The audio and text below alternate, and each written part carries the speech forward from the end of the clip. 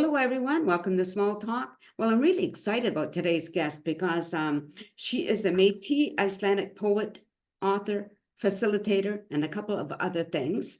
Very pleased to invite her to the show, Jónína Lynn Kirton. Sorry about that. That's okay. It's one of those names. Welcome to the show. Well, thank you for having me. You're welcome. So now, are you Métis as well as Icelandic? Yes. It's interesting. So tell me about your poetry first. Maybe we'll start there. Well, I've published 3 books so far. I didn't start writing until I was 50. And I actually didn't know that I was ever going to write. An astrologer had told me, probably in my 30s, she said, I think I was about 32. She said to me, in your astrology chart, it says that you're going to be a writer and that you're going to have some success.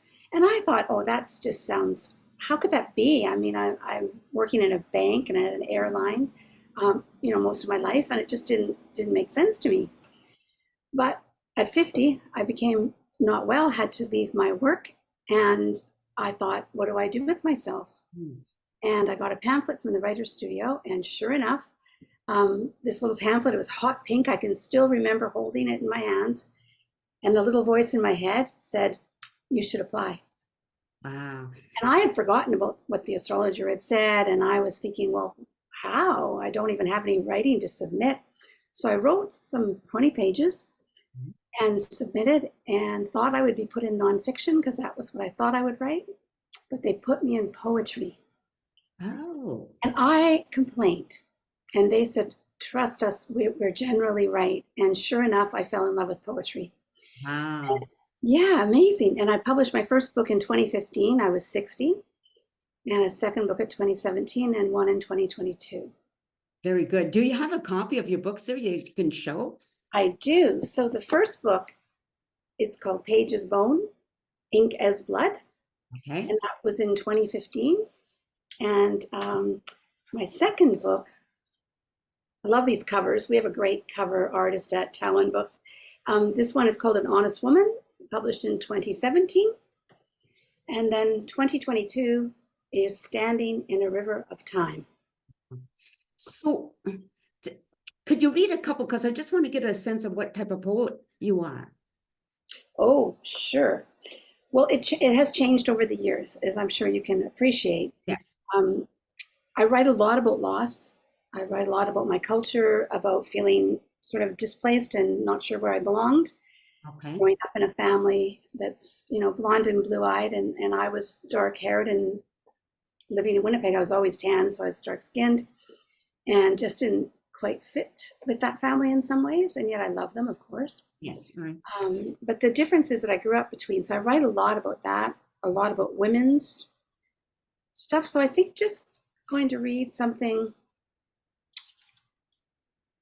that speaks to how I write about loss in some ways.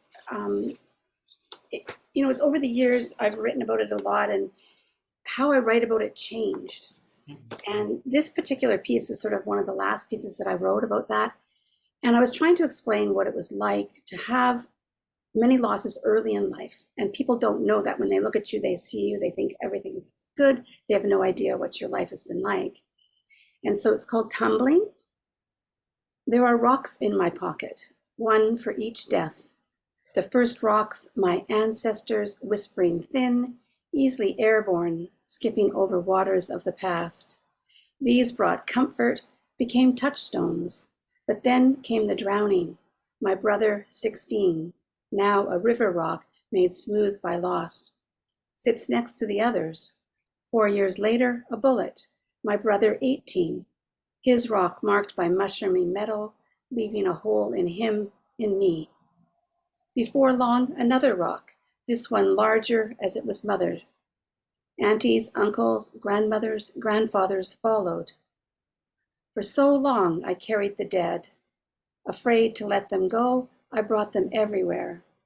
Others could not see the rocks in my pockets.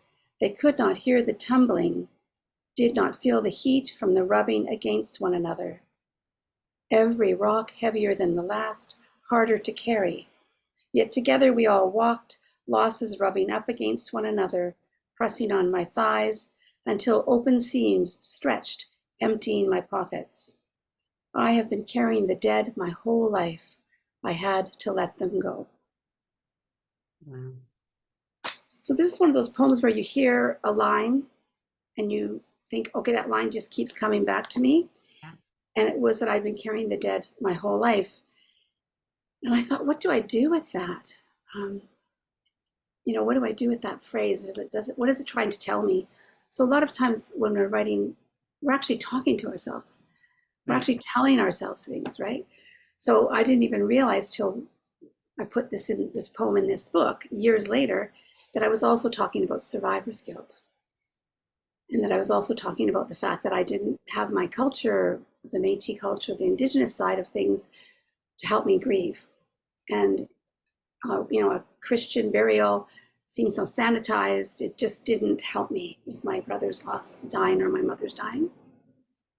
Yeah, so when I learned of some of the Indigenous practices around that, in particular the Cree, burning a fire for 4 days. Okay. And together, like being together in that kind of way, not having the funeral, everybody comes over, which no offense to anyone who finds that sufficient. But for me, I just know everyone comes over, you have the people bring the casseroles, a few days later, everyone's gone. Yeah. And you're alone with your grief. Yeah. And in those days, we didn't talk about things like that. It's really interesting because, like, I have a brother. I was 4 when one of my brothers drowned. He was 12. The family, we've carried him with us because we always talked about him through the years, So I kind of, and I get that part, right? Yeah. Because it's like it's hard to let them go, and if you're kind of almost afraid of not talking about them. Yeah, and in my family, they didn't talk about them. But so my carrying them was sort of in silence by myself. I really hated the small talk. I see the sign behind your head, but social small talk, because people go, Yes. "Oh, how many brothers do you have?" Or how many siblings do you have? And I just hated having to go into that conversation. And my mother died when I was fairly young, and I hated that too. So when people would talk about Christmas and other events, it'd be, I don't want to talk about those things because all I feel is the absence of these people. Right. Yeah. Oh, yeah. Sorry. Don't let the title of my show fool you. I think it's small talk because I'm short. No, I know intuitively that you're not meaning that, because Yeah. you're going deep. You're an artist. I don't do small talk like in social settings and stuff. It's not my thing. Sorry, we're off the I topic. love your sign. Thank you. A friend of mine designed it for me. It's just like the poetry can be so powerful, can't it? A tool, such a powerful tool. Yeah, a powerful tool for healing for me. Yeah. Also reading poetry, other people's poetry. It speaks to us on another level, and it kind of bypasses the mind. The mind can't argue with poetry as much. For me anyway, I don't know if that's true for everyone, but I think it is, because it sort of hits on the emotion. Right. It's very hard to ignore that emotion. Yeah. So I love to use it to talk about.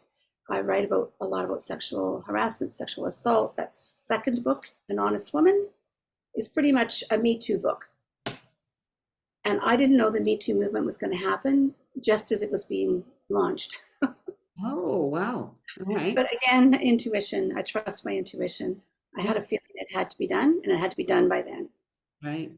It's interesting about you being Métis and Icelandic, because I don't know where I saw it, I can't remember, but somebody who was also Métis and Icelandic, and I wish I could remember her name, but she was talking about how, like, I never thought about it, but the indigenous people of Iceland were done, the same thing that was done to the indigenous people in North America was done there as well, right? Yes. By the Europeans. And the woman was saying, at what right has anybody come to tell us we're not allowed to speak our language, not allowed to practice our culture? Yeah. So it's the devastation that took place. Like, a lot of us grew up in an abusive home. I did, but it's not on the same level as went through indigenous people, right? Yeah. Yes, it is. It is. I guess it's different in the sense that it's everybody, not just your own home. Yeah, and it was sanctioned. Feels not safe, right? Was sanctioned by the churches and by the politicians. So that's what makes it so much more than what happens in individual families. It's true. And so, yes, Iceland was colonized essentially. And Iceland is, like my understanding of Icelanders, and it's not very deep because my grandmother did not speak her language. Pardon me, she did speak her language, but not around me or to my knowledge around my mother. It was never spoken of. All that I knew of her culture was vina tarta, this dessert that they make, and my mom would make it. Okay. And that my grandfather said that all Icelanders were weird. And trust, they are quirky. I'll give him that. But he didn't mean it that way. He meant it insultingly. And so I didn't really know that much about her, how she grew up even, or anything like that. I met a couple of her sisters and brothers, and they were different. They were very isolated. So maybe that's where my grandfather got that idea from. They never left home. They lived together their whole lives, 2 brothers and 1 sister. They didn't seem to interact with the rest of the world, but I didn't realize that perhaps they were shunned in some ways or treated differently because of their language. Right. Yeah. Yeah. Oh, it's unbelievable, isn't it? When I think about it. But anyway, I don't want to bring everybody down. Sorry, everybody. Yeah. Well, it's upsetting. I just don't understand, like my people who like me with European ancestors are afraid to admit these things happen, and it's like, Yeah. nobody's blaming me personally. No, we're They're- not blaming no. anyone here right now. And it's just talking about it and bringing it up and being okay with talking about it, right? And it's saying, yes, our ancestors did this and we should not allow any more of it. Sorry, I'm going to get on a whole lot. Yeah, no, and the other part of it is that to just understand that the position from which people are operating in life. Yeah. So, and especially I'm 69. So, Indigenous people, First Nations people who were on reserve only got the right to vote. I think it was in 1965. So 10 years. And then in 1965, they got rid of the Métis community on the edge of Winnipeg, and that was in 1965. So, I was around while they were still trying to get rid of us. And my parents and my grandparents held all that in them and tried to pretend that they were French and had a lot of pain. Yeah. So it was very, very confusing for me as a child. But for them, I now understand that they were in pain, that they were just trying to get by. And, my grandmother wouldn't speak her language. Both grandmothers lost their language, didn't pass it on, I mean. They had their language, but didn't pass it on. Because I guess they didn't think it had any value, which is so sad. It is, absolutely. I have relatives who are First Nations, and again, that seemed confusing. Like, why aren't they as considered as good human beings like me? Like, why like, people putting them down and stuff? Like, it just never made any sense to me because they're beautiful people, like. Yeah. Just, to this date, there's no logic to it for me. Yeah, there isn't for me either, to be honest with you. But I love people. I like all kinds of people, all ages, all colors, all sizes. I just find people fascinating. And I love the differences that we have. I mean, all genders, gender preferences, whatever, why not? Why not? I totally agree with you. My son's married to a Chinese woman. Yes, why not? Right? I have somebody in my family who's gay, somebody else who's transgender, and I don't care. They are still the same people that I loved before I found out about these things. Like, it just makes no sense. But then, so I don't understand the rest of the world. No, and I'm making this about me rather than mostly about you, and I apologize. I just want to ask you about facilitating. What is it that you facilitate? Well, I actually was a facilitator before I was a writer. So even though I worked in a bank and an airline, I started having a lot of interest in women's issues. I got sober at 31 years of age. My mother had just passed away 10 days before that. And I just started really opening my eyes to a lot of things that I hadn't understood because I went to therapy and I started doing the steps in AA and I started to understand things quite a bit more. And I started thinking about healing. And so I wanted to become a facilitator. I started doing different things. At first, I was just the employee assistance volunteer rep at Canadian Airlines. And then I went out from there and took training quit the airline took training at Battered Women's Support Services, and just really a whole bunch of other places. Worked at PeerNet BC, took their training, and then worked for them. So I've worked in a number of capacities as a facilitator over probably 30 years. And what I also really like talking circles, Indigenous or Native talking circles. And I was in one with Richard Wagamies for about a year. We would go to his home once a month. And I really like watching facilitators as well. Like I really learn from watching them. And you can't take, like, for example, Richard Wagamies, the way he did it. You couldn't just take his way of doing it because it was his culture. It was Ojibwe. He didn't give me permission, but I did learn certain subtleties and things that I could use. The way that he greeted us, Right. the way that he embraced us, the way that he relaxed and allowed us to have time to speak. He would go around more than once. And so often in a circle, you speak and then other people speak and you have something more to say, but usually that's your one chance and that's it. He would go around several times. Wow.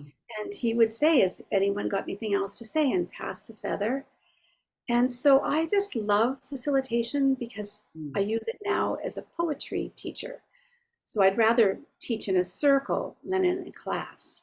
Right. I do much better in a circle. I'm more comfortable. I'm not comfortable standing at the front of a classroom giving a lecture. I can do it if I have to, but it's really not my way. Yeah. Yeah. There's so many things that, like, the more I speak to Indigenous people, there's so many things that we could learn from them. You know, I see that all the time. Like I've been to a healing ceremony, and it's like, we have not, my culture anyway, we have nothing like that. Well, I don't even consider me having a culture, really. You know, nothing like as rich as an Indigenous people culture. So there's a lot to learn. Yeah, and so I feel very lucky to have had that experience of being with Richard, and you know, a lot of the Métis have OG Cree blood, so it seems that it's always the Ojibwe people that have really embraced me. One of my good friends, Sharon Jinkerson Brass, is an Ojibwe elder, and so I also have learned from her around doing some of this facilitation in circles, and have permissions from her to use some of the things that she has taught me. Right. So where do you do your circles? Well, that depends. I really adjust them to the audience. So if it was like in a university, in a classroom, I wouldn't smudge. There's certain things that I wouldn't do. I might not even pray. So I might instead offer a poem as a prayer because it can kind of set the tone. I would usually have in the middle, I would have what I would call perhaps an altar. So in that middle, I would have the candle, and I would have certain items that really, natural things, a lot of times rocks and some cedar and different things that would really help people relax, and something to look at and focus on if they need to. And so just basically using something, talking stick. I would use different things. This one would be too big, but I might bring a crystal. Okay. I don't use the same thing all the time, have feathers. And you go around and people only talk when they have the item in their hand. Right. And there's something very freeing about that because A, you know your turn is coming if you're the person, the participant. And B, you really stop and listen to the person in a different kind of way. There's something about the way that it's set up that causes us to listen a little bit more deeply. Right. Part of that is because you know you're going to have your chance to speak. You know it's your turn's coming, and you don't have that anxiousness of, am I going to get asked to talk? Right. And if so, when your turn is coming. Right. Yeah. I think that would probably stop like I've been to situations where there's always somebody who wants to monopolize the whole event, you know, and I think that would be a good way of saying, no, this is your time, but somebody else is going to have their time as well, right? And that's where it gets tricky because certain venues, you have a time limitation. So you know that this class has to end in, an hour and a half. Right. So if that was the case, then I would say to people, we've got so many people, and so, 3 minutes, 5 minutes each, whatever it would be, so that people are aware. Yeah. But still sometimes people would take advantage and go over. There's some people that just can't seem to help themselves, and they have a lot to say, and you know, and because it's of the format of the circle, you can't really stop them like you could if you were facilitating in another way. So it is a bit of a risk. But in my experience, people seem to really fall in line with the circle somehow when it's introduced in that way, most of the time. I think it must be I think it must be the way you are doing it, because you know, I've been in too many situations where it wasn't like that. So it must be something about the way you do it. Yeah, and then if you're not doing the circle, having to interrupt someone can be very risky. Yeah. And so as a facilitator, I've always fascinated with how we manage that. How do we manage conflict? Like if it's an ongoing circle, eventually there'll be some conflict for sure. It's almost a guarantee. Well, it is a guarantee that there'll be something will come up. Right. People get familiar with each other, and then there starts to be hurt feelings over something. And as a facilitator, it's your job to manage that. So have you had people who, like you've done your circle, facilitating a circle, have you had people who want to be back in your circle like numerous times? You want to come back, you mean? Yes. Yes. That's a good question. I don't do the same thing all the time, so I'm always doing something different. I kind of like to be spontaneous, number one. So I teach workshops, and some people have taken the workshops more than once, and those I do as sort of a circle format. I haven't done a lot of actual circles for a long time. COVID didn't help. I haven't gone back to it. Now I just do it online, which is a bit of a challenge to get that same feeling. Right. Yeah. Yeah, and it's been some time since I did what I would call a sacred circle. I used to do sacred circles with a bunch of women. We would get together regularly, and we would take turns facilitating. And if people weren't familiar with facilitating, we would co-facilitate with them and help them to get comfortable with facilitating, because we really believed that everybody should have the chance to facilitate, so that no one becomes like the person who everyone's looking up to. And we wanted to keep, us all on the same kind of plane. Some people chose not to ever facilitate, and that was fine. But we had a lot of fun doing that. For sure. Now, well, do you have a limited number of people in a circle? There are numbers that are better than others, and it depends also again on the topic. Like sometimes you'll pick a theme for the circle. 10 to 12 is ideal. Right. And when I say 10 to 12, I say 10 to 12 signing up, because then you'll probably get 8 to 10. More than that, it gets to be a little bit difficult to have time for everyone to share, and people's attention span is only so long. Like, so for them to sit and listen, if you have too big of a circle, it can be difficult for people to maintain that attention. Right. Wow. Yeah. Well, I think, we're going to end it here, but I do want you to come back on the show, because there's more stuff I want to talk to you about, like manuscript consultant, etc. But I was just wondering, would you close it off with another poem? Maybe Absolutely. Which poem, though? That's going to be. Let me just look here. While you're looking, I just want to tell people that I will include her website. So I think is it a website? Anyway, you'll be able to find her poetry. I'll get all that information for the audience if you want to find her, read her poetry. Yeah, I found her. She's on Facebook, and there's another Wix site that I'll make sure you get that information. Okay, go ahead, please. Okay, so this is a poem called Born of Water. It's about being Métis, and it came to me after I was reading Jean Tallé's book, The Northwest is Our Mother. And she's one of Louis Riel's great nieces, and she wrote a fabulous book. And after reading the book, I felt so much pride, but she talked about the voyageurs and their paddling. So this is called Born of Water. Born of water, meant to float. I sink until I rise to the big sky songs of my people, traveling rivers, strong arms paddling, 1 stroke per second. My ancestors' canoes carried them north, where a daughter was born. The mixing of blood continued until I, born of water, give thanks, hold my hands up to the big sky. Rolling back west, I kneel before the mountains, sit by an ocean of words, my place uncertain, until I, born of water, hear the songs of the Métis voyageurs paddling 1 stroke per second. That's They were so strong.